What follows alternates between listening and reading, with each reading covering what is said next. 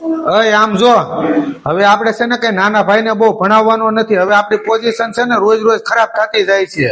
હવે આપણે એને કામે લગાડી દેવાનો છે. એ તમારી વાત હાચી, પણ એ ભણવામાં હોશિયાર બહુ છે અને આપણે એને જો કામે લગાડી દેવું ને તો એનું ભણતર બગડશે. વાત તારી હાચી છે, પણ આ મોંઘવારીમાં હવે હું એકલો પોગી શકું એમ નથી. એટલે હવે એને ભણવાનું બંધ કરાવવું પડશે. ભાઈ તમે ચિંતા કરો માં, તમારા ભાઈ ભલે બોલે, હું સિલાઈ નું કામ કરી અને તમારા કોલેજ ની ફી ભરી દે. થેન્ક યુ ભાભી, હું તમારો આભાર ક્યારેય નહીં ભૂલું.